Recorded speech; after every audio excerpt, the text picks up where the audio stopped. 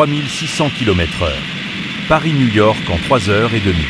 En 2026, aucun avion de ligne au monde ne peut faire ça.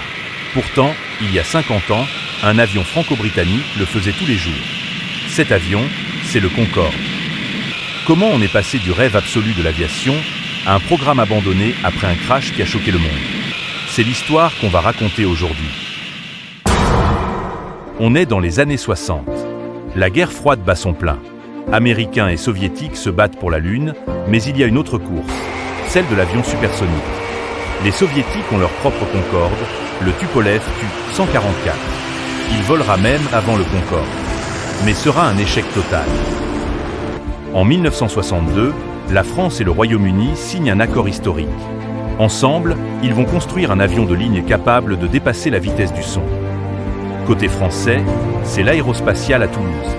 Côté anglais, la British Aircraft Corporation à Bristol. Le défi est colossal. À Mach 2, la température extérieure de l'avion atteint 127 degrés Celsius.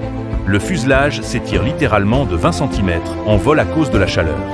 Il faut tout inventer, les matériaux, l'aérodynamique, les réacteurs. Le nez basculant, c'est l'idée de génie. Il s'abaisse pour que le pilote voie la piste à l'atterrissage et se relève en vol pour la pénétration dans l'air.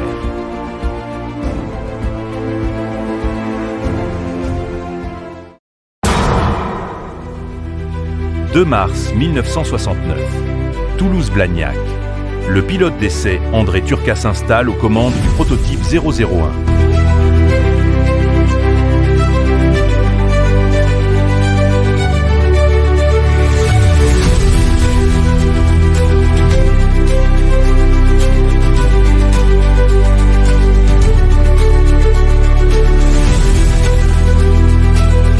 « 27 minutes de vol. L'avion ne dépasse pas 500 km/h ce jour-là, mais le monde entier regarde.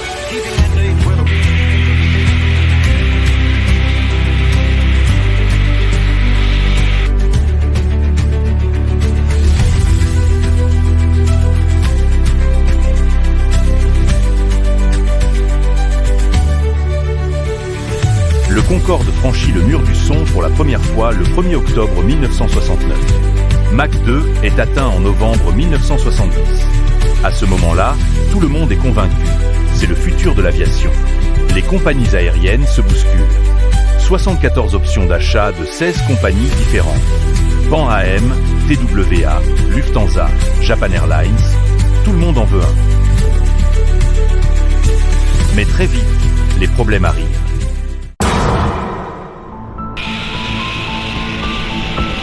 Premier problème, le bruit.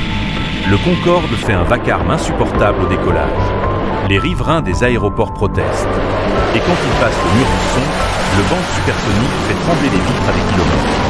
En 1973, les États-Unis interdisent le vol supersonique au-dessus de leur territoire. Le Concorde ne peut voler à Mach 2 que au-dessus de l'océan. Ça réduit drastiquement les routes rentables. Deuxième problème, le pétrole. Le choc pétrolier de 1973 fait exploser le prix du kérosène. Et le Concorde en consomme énormément, 25 000 litres par heure, contre 3 000 pour un Boeing 747. Pour le même trajet, il brûle 5 fois plus de carburant tout en transportant 4 fois moins de passagers.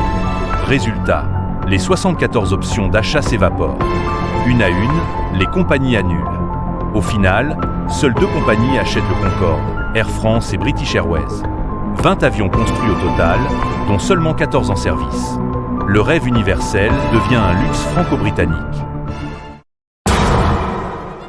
Malgré tout, le Concorde devient une légende. De 1976 à 2000, il transporte les plus riches, les plus célèbres. Un vol Paris-New York coûte environ 12 000 €. À bord, c'est unique. Les passagers voient la courbure de la Terre par le hublot. À 18 000 mètres d'altitude, 2 fois plus haut qu'un avion normal. Le ciel est presque noir. On voit les étoiles en plein jour. Et le plus fou, grâce au décalage horaire, une personne peut quitter Paris à 11 h et arriver à New York à 8h45 le même jour. Il arrive avant d'être parti.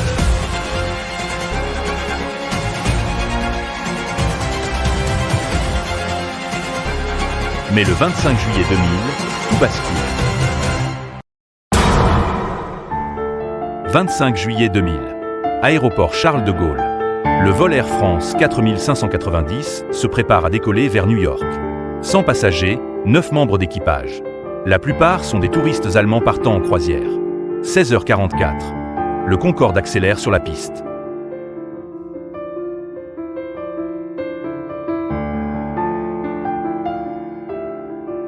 À ce moment, personne ne sait qu'une lamelle métallique de 43 cm traîne sur la piste. Elle est tombée d'un DC-10 de Continental Airlines qui a décollé juste avant. Le pneu avant droit roule dessus et éclate. Un morceau de pneu de 4,5 kg est projeté sous l'aile à une vitesse phénoménale. Il frappe le réservoir de kérosène. L'impact ne perce pas directement le réservoir, mais crée une onde de choc qui fait sauter un bouchon de vidange. Du kérosène se déverse. Il s'enflamme au contact des gaz chauds des réacteurs. En quelques secondes, une traînée de feu de 60 mètres suit l'avion.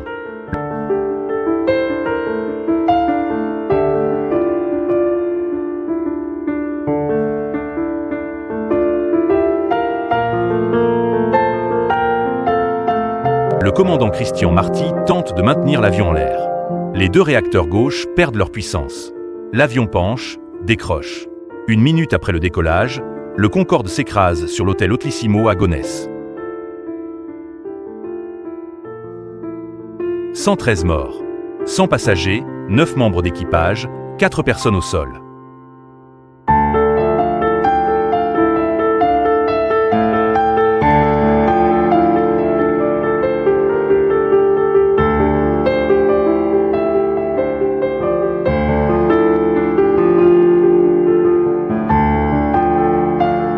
C'est le seul accident mortel de l'histoire du Concorde. Et c'est celui qui va le tuer.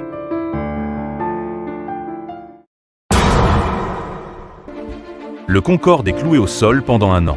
Il reprend du service en novembre 2001. Mais le monde a changé. Le 11 septembre est passé par là, le trafic aérien s'effondre, le billet Concorde ne se vend plus. Le 24 octobre 2003, le dernier Concorde se pose à l'aéroport d'Heathrow. 27 ans de service. La fin d'une époque. Aujourd'hui, les 20 Concordes sont dans des musées à travers le monde. L'un d'eux est au musée de l'air et de l'espace au Bourget, près de Paris. Et le vol supersonique? Des entreprises comme Boom Supersonic travaillent sur un successeur. Mais pour l'instant, on vole plus lentement qu'en 1976. Nous, passagers, et nous, équipage, avons eu le privilège de voler à bord du plus bel avion du monde. Depuis plus de 29 ans, Concorde a volé plus vite que le soleil. Plus tard, on pourrait dire j'étais à bord du dernier vol du bel oiseau.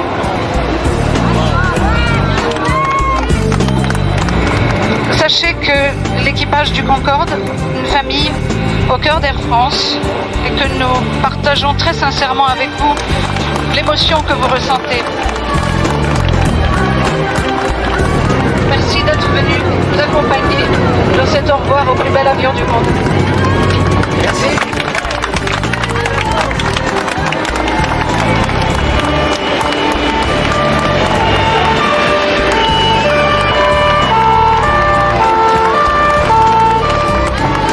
Le futur, on l'avait déjà, et on l'a laissé partir. Si cette histoire t'a plu, dis-moi en commentaire, est-ce que tu aurais pris le Concorde? Et si tu veux découvrir une autre histoire incroyable, abonne-toi. On se retrouve pour une nouvelle histoire.